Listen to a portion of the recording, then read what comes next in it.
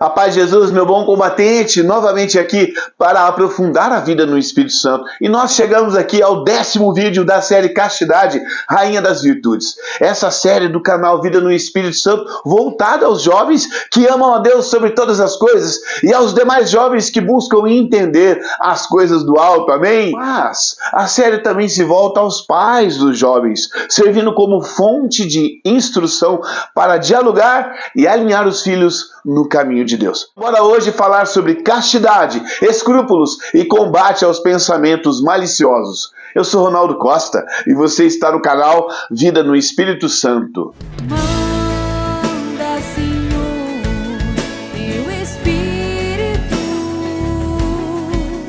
Edifica a minha vida no Espírito Santo.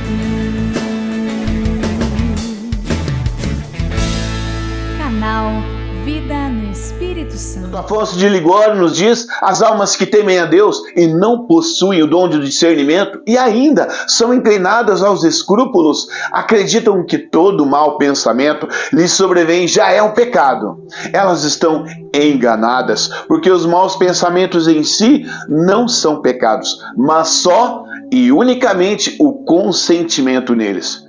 Quem são os escrupulosos aí, Ronaldo? São aquelas pessoas que têm dúvidas e incertezas sobre o pecado e reagem com remorsos e desesperos, crendo que pecaram gravemente. Um exemplo foi Santa Teresinha do Menino Jesus, que vivenciou essa batalha que normalmente ocorre com as pessoas de temperamento melancólico. É aquele temperamento que tem por característica as pessoas são sensíveis, introvertidas, profundas, perfeccionistas e dedicadas. Quando algo sai errado, gente, a reação mais imediata é de culpa. É tipo a maior culpa do mundo. E é daí que surgem os escrúpulos. E o dom do discernimento, ele é muito importante para essas pessoas. E se você quer saber mais sobre o dom do discernimento, clica aqui para ver o vídeo O Dom do Discernimento dos Espíritos. A igreja, mãe mestra que é, nos ensina, como a gente vai ver lá no Catecismo de São Pio X, parágrafo 426.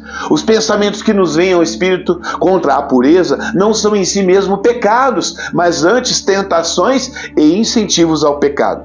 E São Bernardo concorda dizendo assim: o sentimento não causa dano algum, contanto que não sobrevenha o consentimento.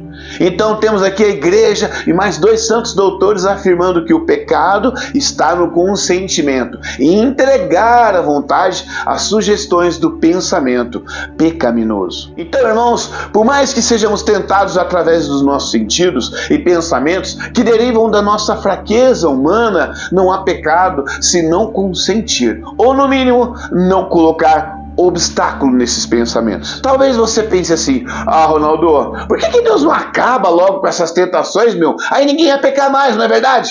Porque Deus tem por objetivo nos santificar, meu irmão, através das tentações. Se você quer entender melhor esse assunto, eu convido você a ver esse vídeo aqui, ó, A Vantagem das Tentações. É um vídeo que, no mínimo, vai te amadurecer para a vida espiritual. Então ainda vem nos lembrar, para cada tentação que nós opomos resistência, ser-nos-á dado uma coroa.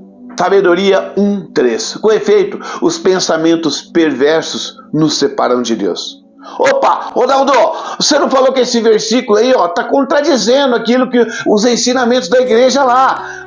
O pensamento não é pecado, é consentimento. Como é que é agora? Me explica aí. Então, irmão, agora eu lhe peço total atenção, porque há um discernimento sobre o pensamento e a tentação que Deus permite para a nossa santificação, que sobrevém a nós e por nós, com a graça de Deus, é combatido. E há aquelas pessoas que não combatem os maus pensamentos e, ainda, apesar de tudo, não consentirem com a vontade, a sua intenção já se volta e já mira o pecado, que nós chamamos de má intenção. É aí que a gente vai entender esse versículo do livro Sabedoria. Afonso de Ligório vem nos lembrar assim: aqueles que possuem uma consciência mais relaxada e são mal instruídos, julgam pelo contrário que os maus pensamentos nunca são pecados, mesmo havendo consentimento nesses pensamentos, contanto que não se chegue a praticar.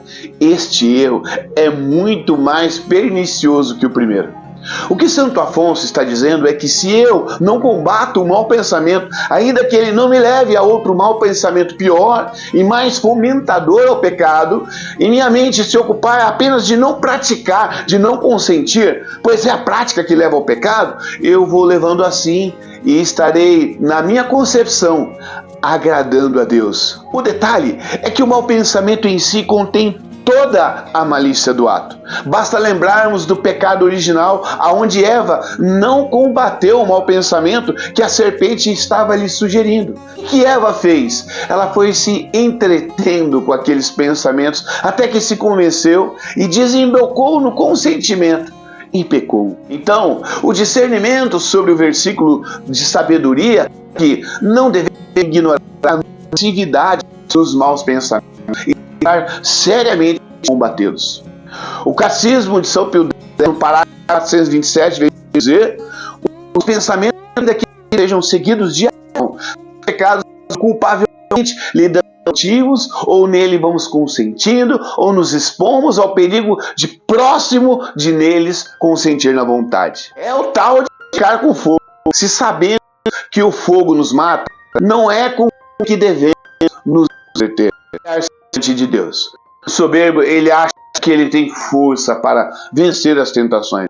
Ele confia em si mesmo demasiadamente, mas cai no pecado gravemente. Como o rei Davi foi assim, por isso ele vai dizer lá no Salmo 118, 67, antes de me haver humilhado, eu pequei. Ser humilde é não confiar em si, mas em Deus. Devemos colocar em Deus toda a nossa confiança. Logo que a tentação aparece no pensamento, já clama o nome de Jesus, o sangue de Jesus, já vai recorrendo à intercessão de Nossa Senhora.